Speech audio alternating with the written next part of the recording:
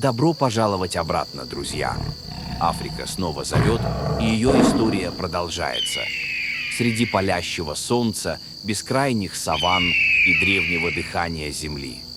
Мы возвращаемся туда, где каждый звук, каждый силуэт и каждый шаг несут в себе тайну природы. Туда, где дикая жизнь кипит в своем ритме, и где у каждого зверя своя легенда. В первой части мы встретились с царем саванны, грациозным жирафом, стремительным гепардом и загадочной зеброй. Но Африка хранит куда больше удивительных героев, и первым из них сегодня будет он. Огромный, но добрый, мудрый, как сама природа. Слон – настоящий гигант с нежным сердцем. Он появляется неторопливо, словно сама земля двинулась вперед, но мягко и без шума. Перед нами африканский слон – самое большое наземное животное на планете. Его вес – как мини-грузовик, уши – как два веера, а сердце будто создано для того, чтобы чувствовать все вокруг. Слон не забывает, эта поговорка родилась не случайно. Эти гиганты действительно обладают феноменальной памятью. Они помнят лица людей десятилетиями, запоминают тропы к водопоям, которыми пользовались их предки 100 лет назад. В Кении есть история о слонихе по имени Элеонор, которая через 20 лет узнала исследователя, работавшего с ее стадом. Она подошла к нему и нежно коснулась хоботом, словно поздоровалась со старым другом. Слоны – настоящие артисты эмоций. Они умеют смеяться, когда играют, и плакать, когда скорбят. Ученые зафиксировали, как слонихи оплакивают своих детенышей, возвращаясь к их телам и касаясь их хоботами. Есть даже слоновьи кладбища, места, где стадо приносит кости умерших сородичей, словно почитая их память. Слоны боятся пчел, жужжание роя заставляет даже 7-тонного гиганта в панике убегать. Африканские фермеры используют это, устанавливая улья по периметру полей. Они разговаривают под землей. Слоны общаются инфразвуком, звуками настолько низкими, что человек их не слышит. Эти вибрации распространяются через почву на километры, позволяя стадам координировать действия. Слонята сосут хобот, как дети палец.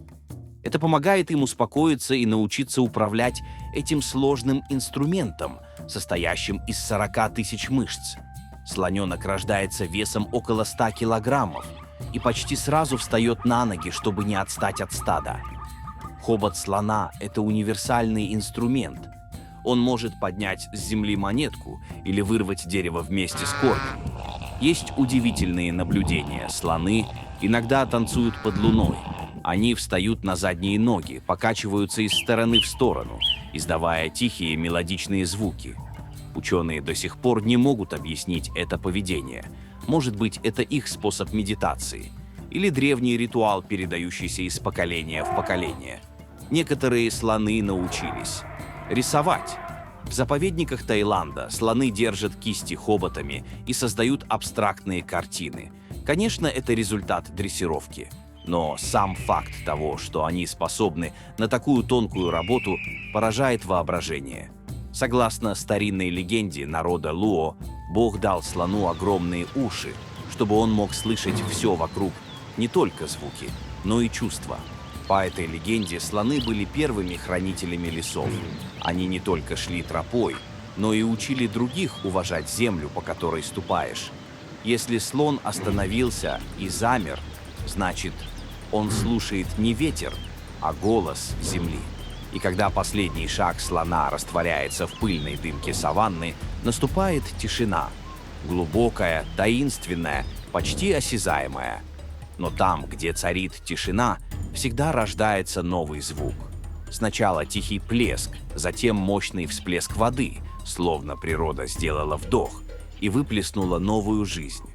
Из глубины речной глади, где солнечные лучи осторожно касаются поверхности, поднимается следующий герой. Он кажется ленивым, тяжелым и немного забавным. Этакий добродушный увалень с короткими ножками. Но внешность обманчива. Это гиппопотам или бегемот, один из самых грозных и непредсказуемых жителей Африки. Днем он скрыт под водой, словно безмятежный турист, наслаждающийся отдыхом. Но с наступлением ночи стоит ему ступить на берег, и даже львы уступают ему дорогу, потому что это его царство, царство воды и ночи. Африканский бегемот – одно из самых удивительных и неоднозначных животных континента. За добродушной внешностью скрывается один из самых серьезных обитателей Африки. Бегемоты заслужили репутацию самых непредсказуемых соседей континента. Они ответственны за больше инцидентов с людьми, чем знаменитые львы и леопарды вместе взятые. Они территориальны, особенно самцы в воде, и непредсказуемы. Их огромные клыки-кинжалы до 50 сантиметров и мощные челюсти, способные перекусить лодку пополам, вкупе со скоростью на суше до 30 км в час на коротких дистанциях, делают их грозными противниками. Представь, трехтонный добряк несется на тебя быстрее велосипедиста. Бегемоты ежегодно убивают больше людей, чем львы или леопарды вместе взятые. Самцы гиппопотамов метят свою территорию очень креативно. Здесь бегемоты превращаются в настоящих комедиантов природы.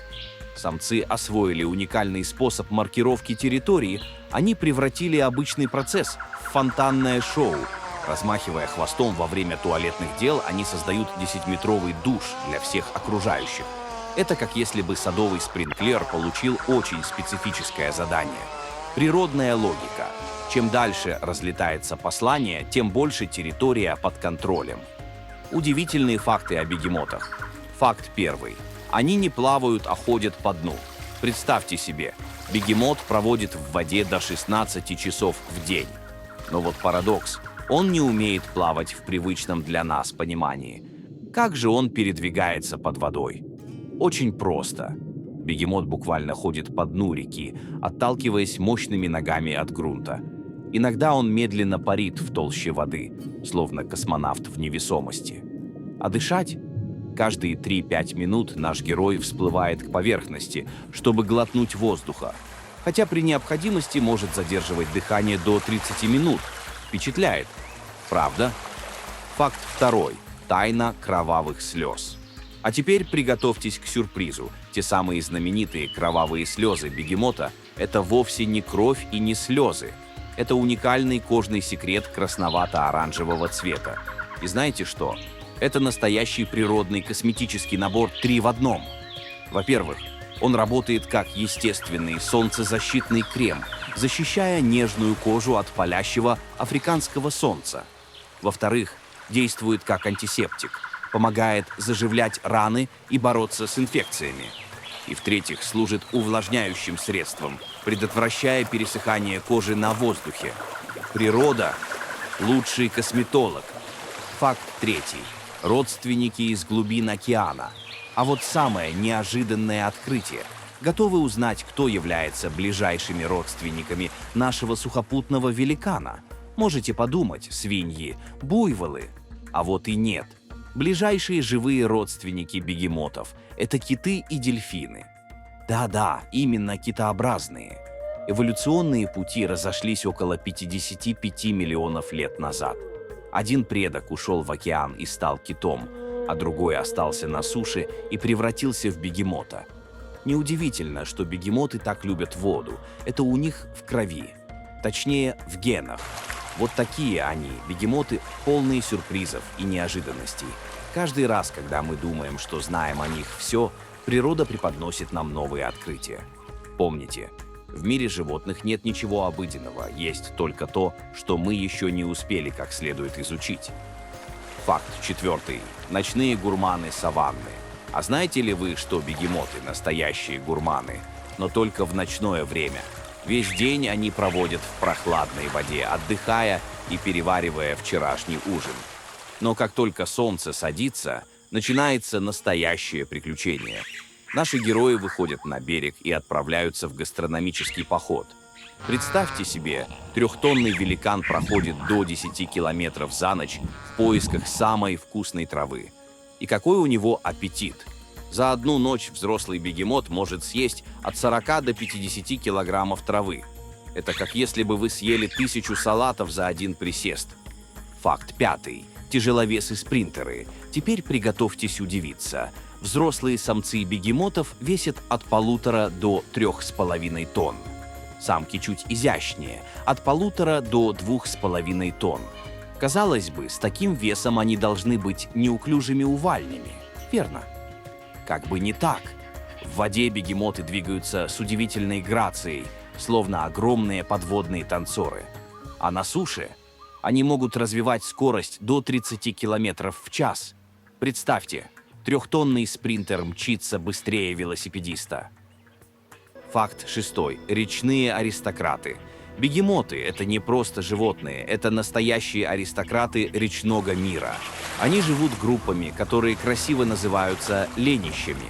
В каждой такой семье от 10 до 30 особей, и у них строгая иерархия.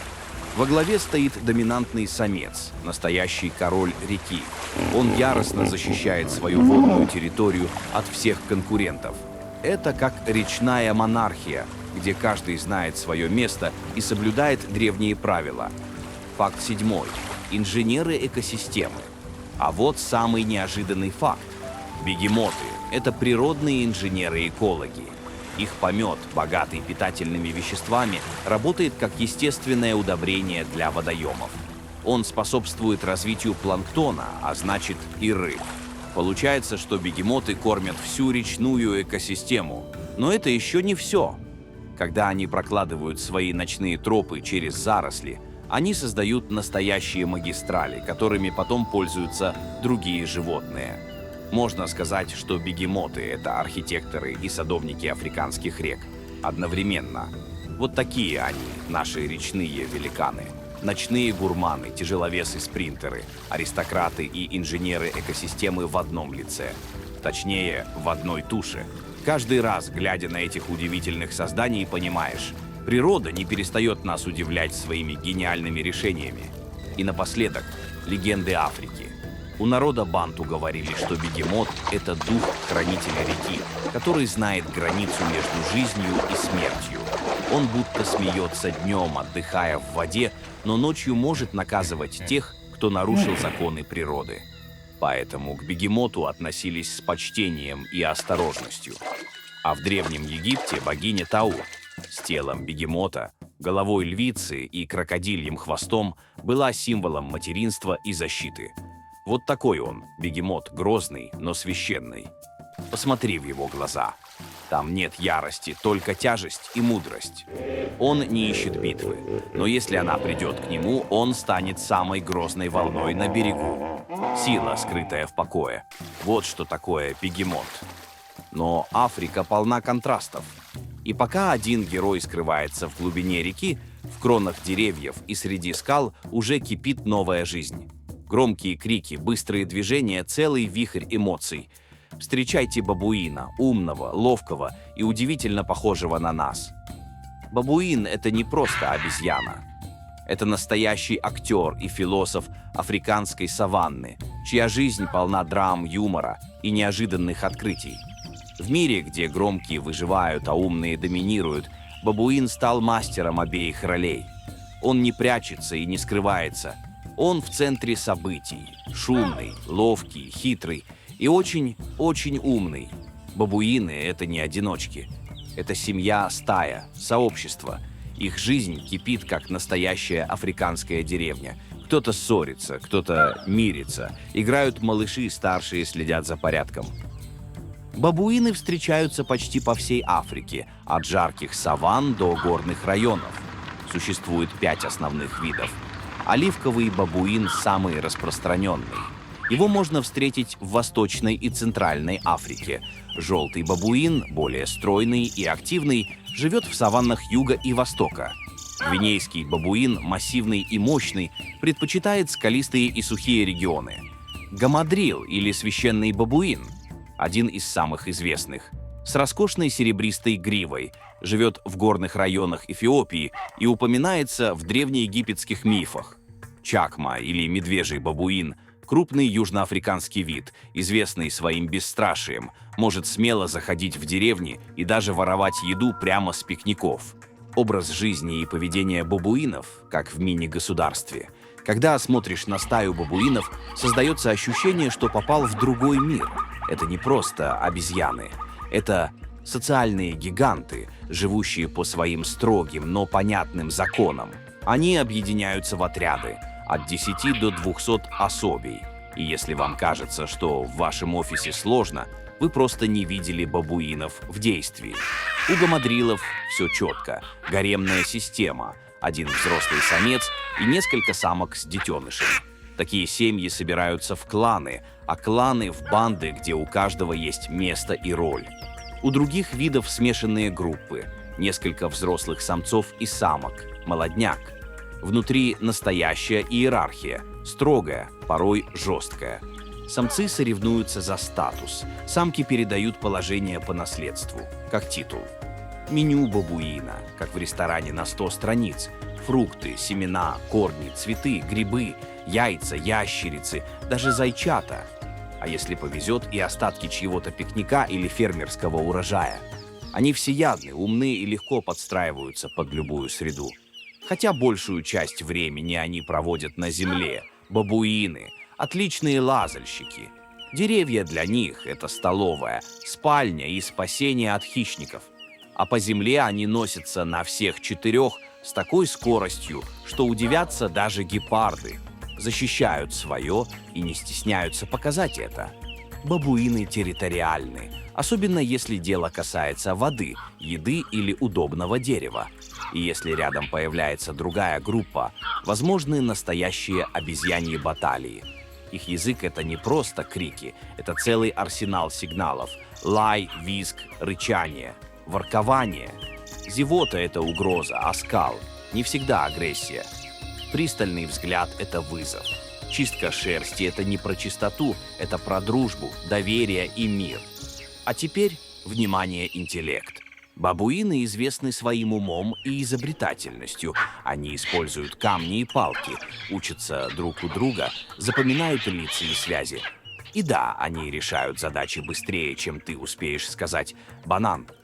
Бабуины очень сильны и могут быть крайне агрессивны, особенно если защищают детенышей или территорию, а также своих самок, или если их спровоцировать. Их укусы опасны. Не подходите близко к диким бабуинам. Самки с детенышами часто объединяются. Молодые самки с удовольствием нянчат чужих малышей. Молодые самцы часто покидают родную группу. Чтобы войти в новую, могут сначала подружиться с детенышами или самками. Бабуины освоили практически все ландшафты Африки южнее Сахары. Саванны, степи, полупустыни, скалистые районы, леса по опушкам, даже побережья. Живут рядом с людьми. В природе живут 20-30 лет, в неволе до 45. У племен Южной Африки считалось, что бабуины – это древние люди, которые когда-то забыли уважать природу. И в наказание боги отправили их жить в дикую природу, оставив лишь часть человеческого разума. С тех пор бабуины живут среди людей, напоминая нам о важности беречь и уважать землю, на которой мы живем. Существует поверье, что бабуины – это заколдованные люди, которые были превращены в обезьян за свою жадность и эгоизм. Поэтому они до сих пор ведут себя почти как люди, но не могут вернуть свой прежний облик. В некоторых африканских культурах рассказывают, что бабуины когда-то умели говорить и были очень мудрыми, но они злоупотребили своим даром, постоянно сплетничая и обманывая других животных. В наказание боги лишили их человеческой речи, оставив только способность подражать и гримасничать. Эти легенды отражают сложные отношения между человеком и бабуинами, животными, которые во многом похожи на нас своим социальным поведением и интеллектом. Глядя на бабуинов, видишь не просто обезьян, а существ, которые переживают те же эмоции, что и мы. Радость и грусть, дружбу и даже любовь. Глядя на бабуина, сложно не улыбнуться. Он может смеяться, злиться, удивляться, и все это по-настоящему. Бабуины умеют дружить, скучать, даже страдать по потере. У них настоящие эмоции, а их мимика порой пугающе человеческая. Смотрите внимательно. В этих веселых, шумных существах живет древняя сила адаптации и выживания. Бабуин – это зеркало нашей природы. Немного хаоса, много ума и целый мир эмоций за парой выразительных глаз. Но в Африке не все стремятся быть в центре внимания. Иногда, чтобы выжить, нужно быть не самым сильным, а самым хитрым. Когда саванна замирает в вечерних отблесках заката, когда утихают крики птиц и даже львы замирают в своей тени, в игру вступает он. Гибкий, внимательный, быстрый. Он крадется между тенями, читает опасность по запаху, по движению воздуха. И если появится шанс, он воспользуется им мгновенно. Встречайте нового героя – Шакала, мастера адаптации, охотника возможностей и великого африканского трикстера. Шакал – тень саванны. Он никогда не спешит. Он не бросается в бой, не тратит силы зря. Он выжидает, слушает, наблюдает. А когда приходит его час, действует точно, быстро и без лишнего шума. Шакал – один из самых недооцененных героев Африки. Он не обладает мощью льва, скоростью гепарда или размерами слона. Но у него есть главное оружие – ум и невероятная приспособляемость. В Африке обитает несколько видов шакалов, каждый из которых приспособился к своей экологической нише. Чепрачный шакал – самый распространенный вид в Африке. Получил название из-за характерной темной попоны на спине и боках. Обитает в саваннах, полупустынях и горных районах от Южной Африки до Эфиопии. Размером с небольшую собаку, весит 6-12 килограммов. Всеяден, охотится на грызунов, птиц, рептилий, ест падаль и плоды. Полосатый шакал обитает в лесных и саванных районах Центральной и Восточной Африки. Отличается серо-коричневой окраской с белыми полосами по бокам. Предпочитает более влажные места обитания, чем другие виды. Активен преимущественно ночью. Эфиопский шакал – эндемик Эфиопского Нагорья, находящийся под угрозой исчезновения. Крупнее других шакалов с рыжевато-красной окраской и белыми отметинами. Специализируется на охоте на грызунов в высокогорных лугах на высоте 3000–4500 метров. Шакалы могут охотиться в одиночку, но часто объединяются в пары или маленькие группы. Причем действуют согласованно, как опытные разведчики. Непривередливы, питается всем, от фруктов и яиц до падали. Может незаметно подбирать остатки за львами или загонять мелкую добычу вместе с напарником. Настоящий мастер перехвата, издает завывание, повизгивание и лай, часто перекрикиваясь на десятки километров. Их голос словно код, по которому общаются ночные охотники. Шакалы создают долгосрочные пары. Самец помогает воспитывать потомство, защищает логово и даже приносит еду самке с детенышами. Заботливый папа. Кто бы мог подумать? Шакалы играют ключевую роль в поддержании чистоты африканских ландшафтов. Они обладают острым слухом и обонянием, что делает их отличными охотниками и падальщиками. Шакалы живут моногамными парами или небольшими семейными группами. Они территориальны и метят свои участки, известны своими разнообразными вокализациями, от воя до лая. Играют важную экологическую роль как падальщики и регуляторы численности грызунов. Шакалы – важные персонажи африканского фольклора, часто выступающие как хитрые трикстеры. В древнеегипетской мифологии бог Анубис с головой шакала был проводником в загробный мир. У многих африканских народов шакал символизирует хитрость и приспособляемость. Эти адаптивные хищники успешно соседствуют с человеком, иногда даже извлекая пользу из его деятельности. У народов Восточной Африки шакал – трикстер, то есть плут, обманщик, мастер хитростей. О нем говорили: если лев – это король, то шакал – это министр интриг. В древнеегипетской мифологии шакалы связаны с загробным миром. Бог Анубис, покровитель мертвых и проводник душ, изображался с головой шакала. Почему? Потому что шакал часто бродил у границ деревень, рядом с захоронениями. Его уважали и немного боялись. Во многих африканских сказаниях шакал выступает как мудрый трикстер. Одна популярная легенда рассказывает о том, как шакал перехитрил льва. Когда-то лев объявил себя королем всех животных и потребовал, чтобы каждый день одно животное приходило к нему на обед. Когда очередь дошла до шакала, тот явился очень поздно и сказал льву: «Прости, великий царь, но по дороге я встретил другого льва, который утверждал, что он настоящий король джунглей». Разгневанный лев потребовал показать ему соперника. Хитрый шакал привел льва к глубокому колодцу и сказал: «Вот он, смотри». Лев увидел свое отражение в воде, зарычал от ярости и прыгнул в колодец, чтобы сразиться с соперником. Так шакал спас всех животных от тирании льва. Существует красивая легенда о том, что шакалы когда-то были посланниками между землей и небом. Они должны были передавать молитвы людей богам. Но однажды шакал забыл важное послание, и из-за этого на землю обрушилась засуха.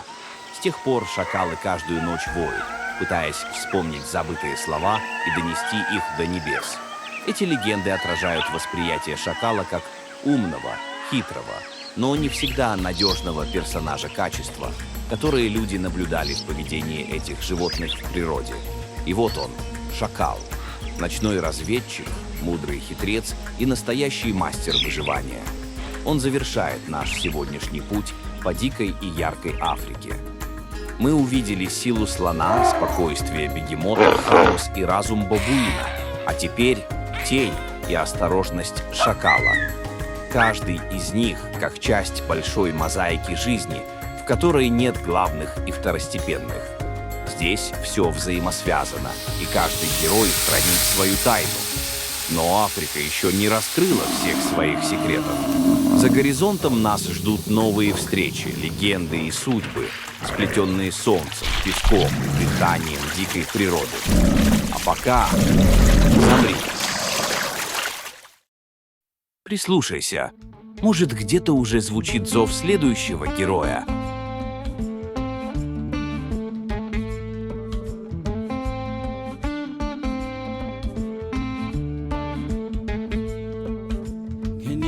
Ferita